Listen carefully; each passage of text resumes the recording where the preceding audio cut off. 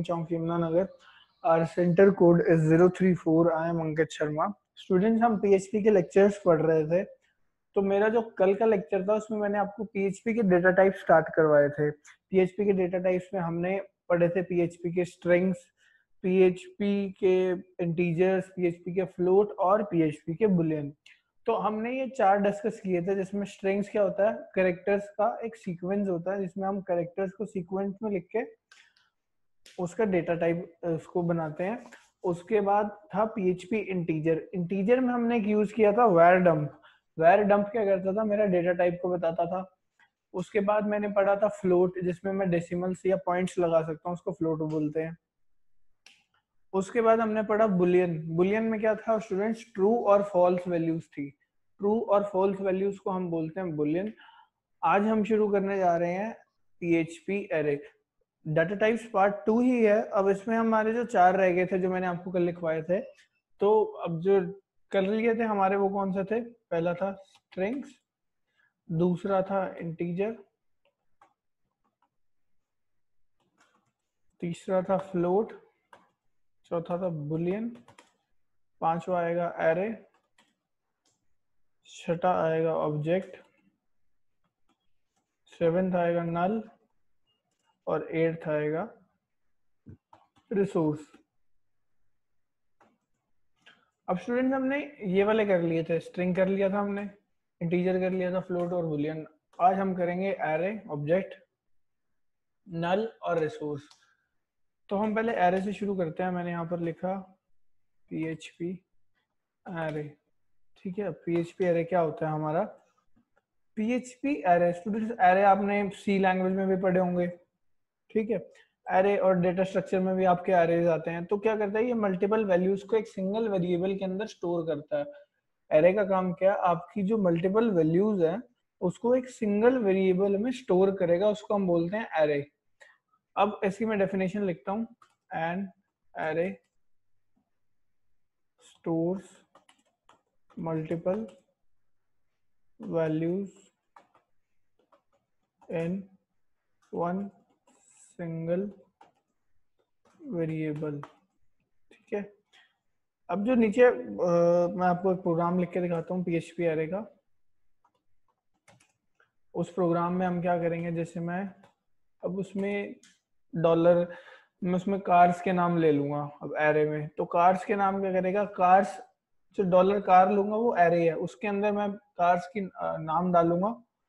तो जो मेरा डॉलर कार लिखूंगा, मैं आपको पहले प्रोग्राम लिख के दिखाता हूँ, उसके बाद बताऊंगा क्या मैं कहना चाह रहा हूँ। तो हम पहले प्रोग्राम लिखते हैं स्टूडेंट्स। प्रोग्राम वहीं से शुरू होगा, डॉक टाइप HTML से। तो स्टूडेंट्स अब मैं अपना प्रोग्राम लिखता हूँ। प्रोग्राम में मैंने क्या लिखा, सपोज कीजिए मैंने ये लिख लिया, doctype HTML body, PHP का टैग शुरू किया, कार्स। कार्स में मैंने एरे पहले लिख दिया, उसके बाद मैंने लिखा 3 गाड़ियों का नाम, वोल्वो, BMW, टोयोटा। अब मैं इसमें और भी ले लेता हूँ, टाटा ले ली, उसके बाद मारुति सुजुकी ले ली। ठीक है स्टूडेंट्स, अभी मैंने गाड़ियों के नाम ले लिए। मैं क्या करूंगा, इन गाड़ियों के नाम को अब मैं सेव करता हूँ, कहाँ पर, वहीं पर लोकल डिस्क C में जाकर जैम्प में htdocs के अंदर जो मेरे नाम का फोल्डर है, सब जैसे मैंने अंकित के नाम पे सेव कर रखा है, तो अंकित नाम के फोल्डर के अंदर मैं उसको .php से सेव करूंगा। मैंने क्या किया, यहाँ से Ctrl+S दबाया। Ctrl+S दबाने के बाद मैंने इसको सेव किया htdocs में, अंकित में। पहले मैं यहाँ से सेव एज टाइप करूंगा ऑल फाइल्स। उसके बाद मैं यहाँ पर आया डेटा टाइप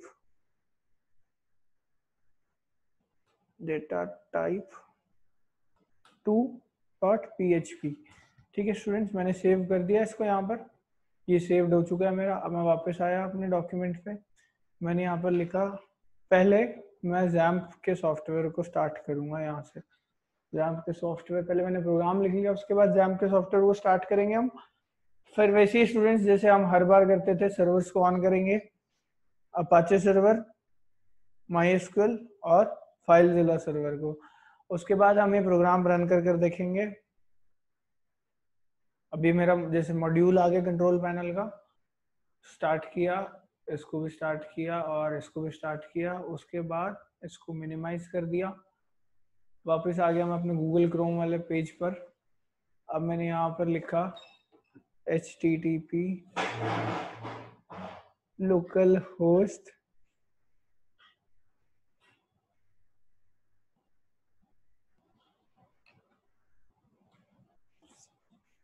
अंकित, उसके बाद डेटा टाइप 2.php। ठीक है स्टूडेंट्स, अब मैं इसको रन करता हूँ।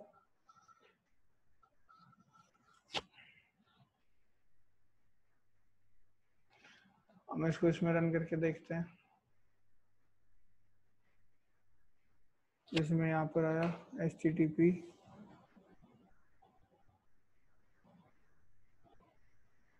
लोकल होस्ट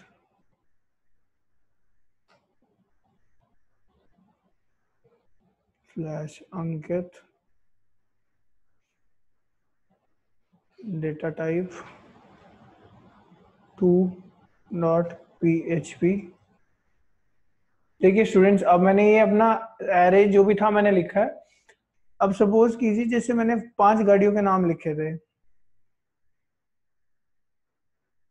तो 5 गाड़ियों के नाम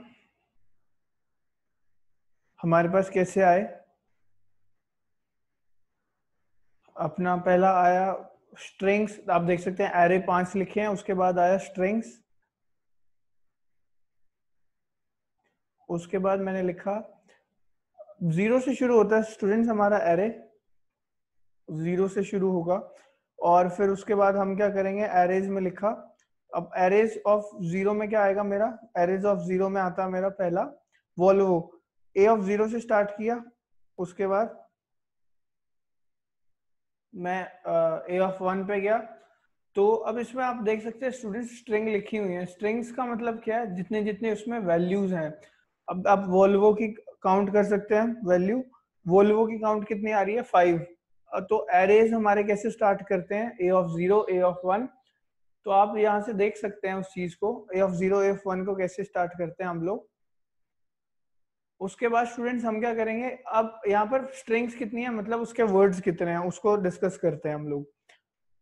नेक्स्ट वन, अब मारुति सुजुकी में 13 वर्ड्स आ रहे हैं, तो स्ट्रिंग में 13 आ गया। और 0 से शुरू होगा, 0 1 2 3 एंड 4। तो स्ट्रिंग्स अलग चीज है और एरेज अलग चीज है। स्ट्रिंग्स हमारे नंबर ऑफ कैरेक्टर्स बताएगा कितने लिखे हैं। उसके बाद हम इसको काउंट करते हैं। तो स्टूडेंट्स एरे हमारा हो चुका है। हमारा नेक्स्ट क्या आएगा, पीएचपी के ऑब्जेक्ट। अब इसमें जो मैंने देखिए, अब मैं नोटपैड पे वापस आता हूँ। तो नोटपैड पे वापस आके अब मैंने आपको क्या बताया था, an array stores multiple value in single variable. मैंने एक सिंगल वेरिएबल लिखा। अब मैंने यहाँ पर वैर डंप लिखा था, इसकी वजह से उसके आगे एरे लिखा हुआ था। और जो कार्स था वो हमने एरे लिया है। तो वेरिएबल डंप क्या करेगा, फंक्शन की वैल्यूज को रिटर्न कर रहा है, और कार्स मैंने एरे ले लिया। अब नेक्स्ट मेरा आता है पीएचपी ऑब्जेक्ट। पीएचपी ऑब्जेक्ट क्या होगा, object is a data type which stores data and information on how to process that data. अब हमें डेटा को प्रोसेस कैसे करना है, उसके लिए हम ऑब्जेक्ट का यूज करते हैं। ऑब्जेक्ट को एक्सप्लिसिटली डिक्लेयर करते हैं हम लोग। तो स्टूडेंट्स अब प्रोग्राम बताऊंगा तब समझ आ जाएगा आपको क्या मैं कहना चाह रहा हूँ, बट इसकी डेफिनेशन यही है पीएचपी ऑब्जेक्ट की। पीएचपी ऑब्जेक्ट में क्या, an object is a data type which stores data and information on how to process that data.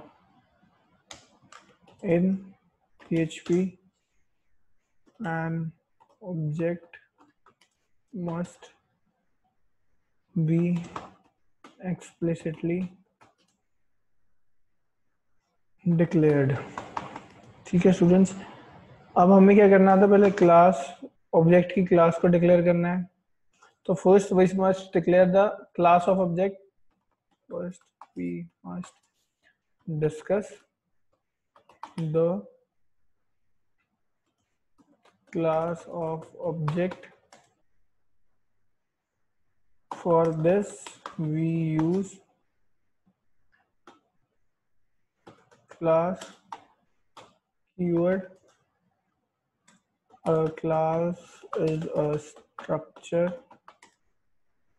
that can contain properties and method.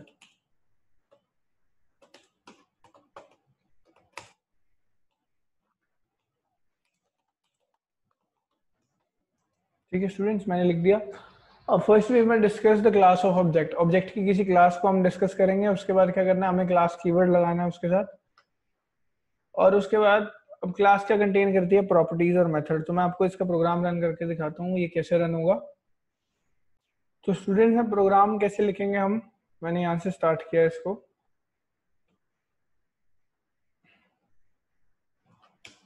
मैं यहाँ पर प्रोग्राम लिख देता हूँ, ये मेरा प्रोग्राम है। अब मैंने इसमें क्या किया, डॉक्टाइप HTML बॉडी PHP। अब मैंने इसमें जैसे ऑब्जेक्ट्स में हम क्लास लेनी पड़ती है, आप जैसे C++ पढ़ेंगे ऑब्जेक्ट ओरिएंटेड प्रोग्रामिंग लैंग्वेज, उसके बाद ही आपका ये PHP आता है। तो C++ और क्लासेस क्या करती हैं, डिफाइन करती हैं ऑब्जेक्ट्स को। क्लास ले ली मैंने, अब इसमें मैंने क्या किया, HTML body class car function car, this model is VW, create करा ऑब्जेक्ट को न्यू कार से, शो ऑब्जेक्ट प्रॉपर्टीज, मॉडल दिखा देते हैं। तो स्टूडेंट्स इसमें मैंने क्या ये किया कि क्लास ली कार, उसके बाद ऑब्जेक्ट क्रिएट किया एक न्यू कार से, ऑब्जेक्ट की प्रॉपर्टीज दिखाई। तो मेथड और प्रॉपर्टीज इसमें इकट्ठे चलती हैं, क्लास कार फंक्शन क्रिएट और उसकी प्रॉपर्टीज। मैंने इसको सेव किया Ctrl+S से, डेटा टाइप 2 के अंदर ही वापस गया मैं वहां पर। वापस जाने के बाद मैंने यहाँ से इसको रिफ्रेश किया, तो देखिए आप VW देख सकते हैं आप इसमें। VW क्या शो कर रही है हमारे को, क्लास कार फंक्शंस, ठीक है। उसके बाद अब इसमें जो भी मैंने वैल्यूज लिखी थी, जैसे उसकी फंक्शंस और उसके ऑब्जेक्ट प्रॉपर्टीज, वो प्रॉपर्टीज स्टूडेंट्स डिस्प्ले नहीं होगी, सिर्फ कार और क्लास और उसका मॉडल डिस्प्ले हो रहा है, ठीक है। अब अगली चीज आती है नल वैल्यू। नल वैल्यू क्या होगी, null specifies data type which can have only one value null, जिसमें नल वैल्यूज होती हैं और सिर्फ एक सिंगल स्पेशल डेटा टाइप होता है, उसको बोलते हैं हम null values. A variable of data type null is variable that has no value assigned to it. Null value में क्या होता है, आपके पास कोई वैल्यूज असाइंड नहीं होती, तभी इसका नाम नल रखते हैं हम लोग, ठीक है। अब हमने कोई वेरिएबल को क्रिएट किया किसी वैल्यू के बिना, तो वो ऑटोमेटिकली नल को असाइन करती है, ठीक है। Variables can also be emptied by setting the values to null. अगर मैंने कुछ वैल्यूज उसके अंदर डाली हैं और मैं नीचे नल लिख देता हूँ, तो उसकी वैल्यू ऑटोमेटिक नल हो जाती है, उसको बोलते हैं नल वैल्यूज। इसका हम प्रोग्राम कैसे रन करेंगे, पहले मैं आपको डेफिनेशन लिख के दिखाता हूँ PHP नल वैल्यू की, उसके बाद आगे स्टार्ट करते हैं। अब यहाँ से हम वापस आए PHP नल,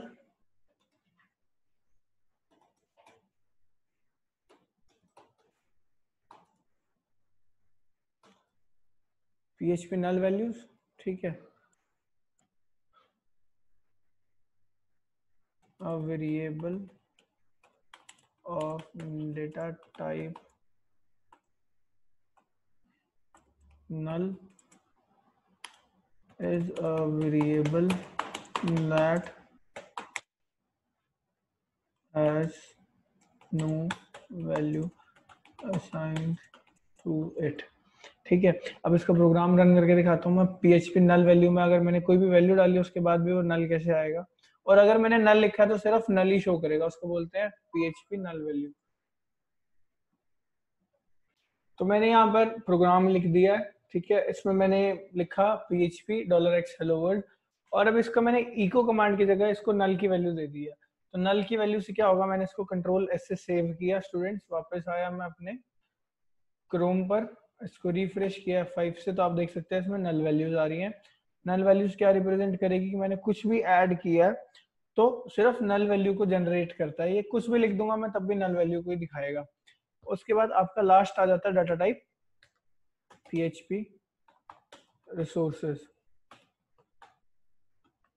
PHP रिसोर्सेज क्या होता है, ये स्पेशल रिसोर्स टाइप होता है जो कि एक्चुअल में डेटा टाइप नहीं होता। ये स्टोरिंग करता है किसकी, रेफरेंसेस की to functions and resources extended to PHP. जो पीएचपी के एक्सटर्नल रिसोर्सेज है उनके डेटा को स्टोर या रेफरेंस को या फंक्शंस को स्टोर करने के लिए हम रिसोर्सेज को यूज करते हैं। डेटाबेस सेल बनाते हैं उसको हम रिसोर्सेज बोलते हैं। स्टूडेंट्स ये एक कॉमन एग्जांपल है, resource data type as a database cell. तो रिसोर्सेज हमारे डायरेक्टली यूज ना होकर out of PHP external activities में ऐड होते हैं।